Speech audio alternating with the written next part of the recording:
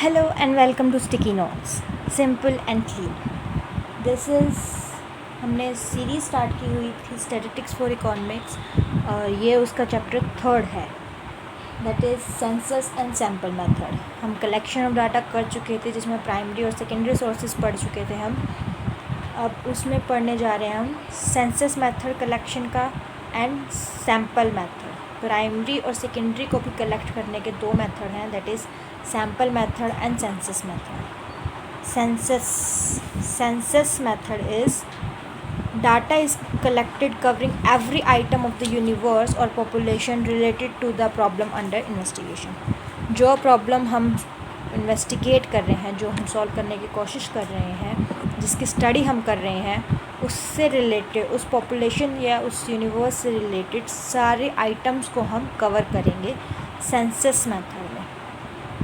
That is census method. Census method की merits क्या हैं एंड डीमेरिट्स क्या हैं. सेंसस मेथड में हम सारी चीज़ें कवर करेंगे एंड फ्रॉम द जिससे हमें चाहिए इन्फॉर्मेशन उसी से लेंगे तो रिलायबल होंगी, एक्यूरेट होंगी. इसमें एक्सटेंसिव इन्फॉर्मेशन होंगी क्योंकि इसमें हम सारे आइटम्स को कवर कर रहे हैं तो इसमें बहुत ज़्यादा बड़ी इन्फॉर्मेशन होगी. इसमें बायस नहीं होगा क्योंकि हम डायरेक्ट इन्फॉर्मेशन कलेक्ट कर रहे हैं जिससे हमें चाहिए, तो इसमें बायस नहीं होगा. Study of complex investigation. Complex investigation की स्टडी की जाती है क्योंकि इसमें जो डाटा है वो हम वास्ट कलेक्ट कर रहे हैं, वो बहुत बड़ा कलेक्ट कर रहे हैं. नेक्स्ट, ये कॉस्टली होगा, डीमेरिट्स हैं ये इसके, और इसमें बहुत ज़्यादा मैन पावर लगेगी. That is census method. Next is sample method. Sample means sample collect करना. Data is collected about the sample of the group of item from the population of examination and conclusion are drawn on their basis. जो हम examine कर रहे हैं, जो हम study कर रहे हैं, उसमें जो पॉपुलेशन है या ग्रुप ऑफ जो पॉपुलेशन है उसमें ग्रुप्स ऑफ आइटम में से सैम्पल कलेक्ट करेंगे जिसके बेसिस पे हम कंक्लूजन निकालेंगे. That is sample method. Sample method की मेरिट्स क्या है कि ये इकोनॉमिकल है, ये कॉस्ट इफेक्टिव मैनर है. इसमें मैन फोर्स कम लगेगी, इसमें कॉस्ट भी कम लगेगी, टाइम भी कम लगेगा. इसमें लार्ज इन्वेस्टिगेशन पॉसिबल है, इसमें बड़ी इन्वेस्टिगेशन कर पाएंगे, ज़्यादा लोगों को कवर, ज़्यादा बड़ी पॉपुलेशन को कवर कर पाएंगे इसमें हम, क्योंकि इसमें हम डाटा वास्ट नहीं ले रहे हैं. और इसमें साइंटिफिक मेथड्स यूज़ कर पाएंगे क्योंकि डाटा जितना कम होगा उतना ही बेटर हम परफॉर्म कर पाएंगे.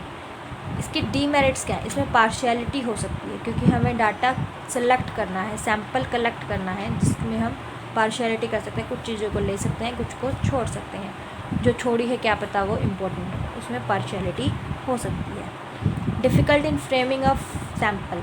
सैम्पल बनाने में डिफ़िकल्टी होती है कि हम कौन सा सैम्पल लें.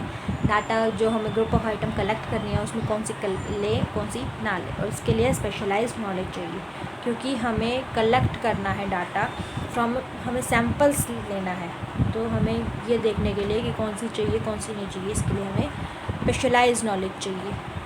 इसके बाद है सैम्पल को कलेक्ट करने के तरीके. सेंसस का तो एक ही तरीका है जाके सारी इन्फॉर्मेशन को कलेक्ट करना, बट सैम्पल में बहुत तरीके हैं. सैम्पल में सबसे पहला तरीका है रैंडम सैम्पलिंग, सेकेंड है नॉन रैंडम. रैंडम मतलब कुछ भी अचानक से रैंडमली उठा लेना.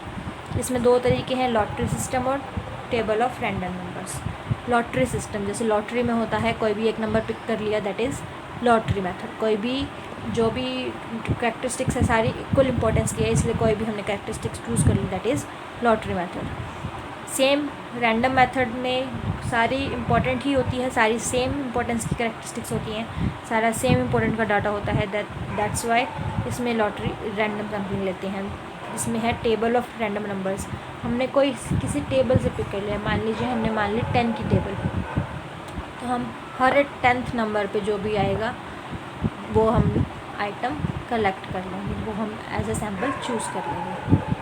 That is sample method. इसमें that is random sample method जिसमें हर आइटम इक्वल इम्पोर्टेंस रखती है, इसमें कोई ज़्यादा स्पेसिफिक इम्पोर्टेंस नहीं होती. Next is random non random sampling.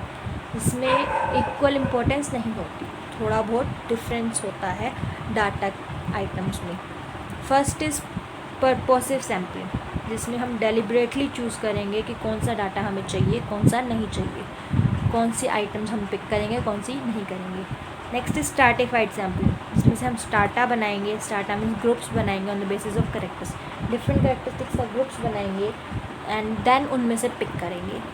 Next is systematic, systematic way से या तो न्यूमेरिकल नंबर्स के बेसिस पे, अल्फ़ाबेट में अरेंज करके या जियोग्राफिकल अरेंज करके डाटा में से सैम्पल कलेक्ट करेंगे।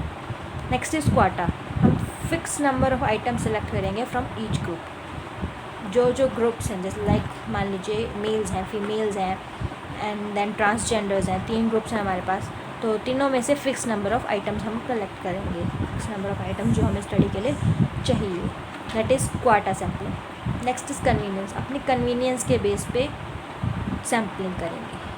पर्पसिव सैम्पलिंग, अपने पर्पस के बेस पे।